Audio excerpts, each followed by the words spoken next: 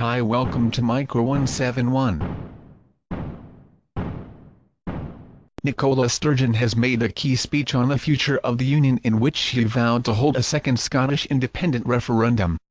The First Minister said her preferred date for the vote would be between autumn 2018 and spring 2019 when the terms of the UK's exit from the Union has become clear. She claimed there could still be room for compromise with Theresa May if the Prime Minister were to offer a deal for Scotland, but warned this has not been forthcoming so far. Her speech came ahead of a debate in the Commons where MPs will consider the Article 50 bill later this afternoon. The government is thought to have headed off a revolt from Tory MPs over EU citizens' rights and a so-called meaningful vote on the final deal. The bill will then pass back to the House of Lords, where is it also expected to pass without impediment. IFS, Scotland could be forced to join the euro if nation votes for independence, and independent Scotland would have to hike taxes or cut spending and is likely to face political pressure to adopt the euro as the price of EU membership, a leading economist has said. Paul Johnson, director of the Institute for Fiscal Studies, said public spending was more than £1,000 higher per person in Scotland than in the rest of the UK, despite tax revenue being similar. He added that the fall in the price of oil had made Scotland's financial position more difficult since the independence referendum in 2014. Brexit had made the situation more complicated because if Scotland was inside the European Union single market and the rest of the UK was outside, trade with its largest partner could suffer. Key questions Scotland and Brexit. Setting out why spending cuts or tax hikes may be required, Mr Johnson said, "Scotland looks very much like the rest of the UK in terms of its income per head, so we get just about as much tax per person from everyone in Scotland as we do in the rest of the UK. But spending in Scotland is more than £1,000 per person higher than spending in the rest of the UK. So what that means is that there is a big transfer of money from the rest of the UK to Scotland and, obviously, if Scotland were to become independent it would have to either reduce its spending by more than £1,000 per head or increase its taxes by more than £1,000 per head. Does Scotland want Britain to leave the EU? No. Northern Ireland and Scotland are the UK's most pro-EU regions, with almost 62% of people in Scotland and 55% in Northern Ireland voting to remain. Will Brexit lead to Scotland leaving the UK? Pro-Remain Nicola Sturgeon has vowed to hold a second Scottish independence referendum.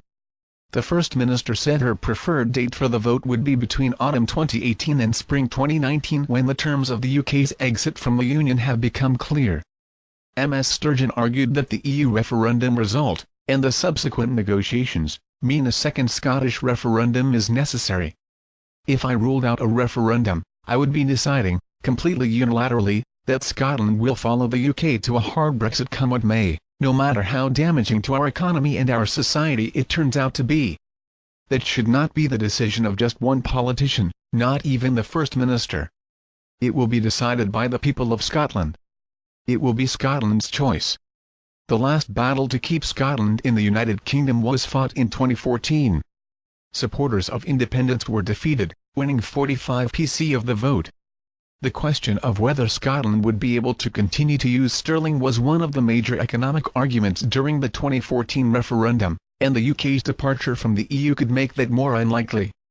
He said, "It would clearly be more difficult to maintain the pound if the UK was outside the EU and Scotland was inside, and the pressure on Scotland politically from the rest of the EU to join the euro would be significant.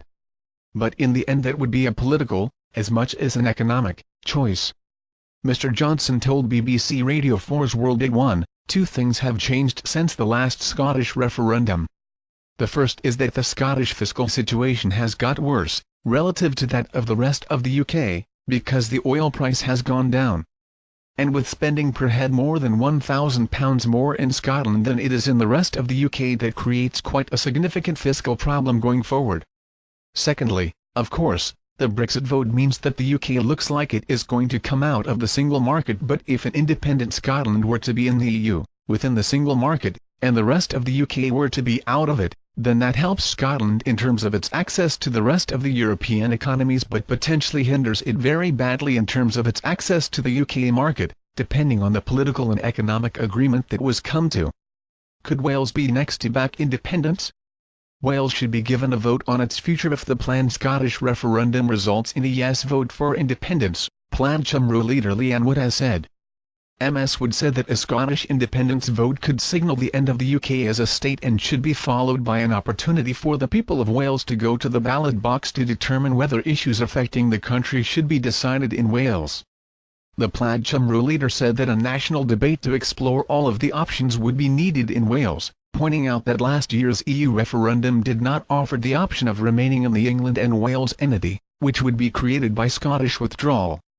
The announcement from the Scottish Government today shows that any failure by the UK Government to recognise Scotland's interests could lead to the end of the UK as a state, said Ms. Wood. In that situation, Wales would need to decide its own future. A national debate to explore all of the options, including that of an independent Wales, must take place in Wales when that scenario becomes a realistic one. If the UK Government's Brexit negotiation also leads to the Welsh national interest being overlooked, support will grow for greater control of our own affairs in Wales.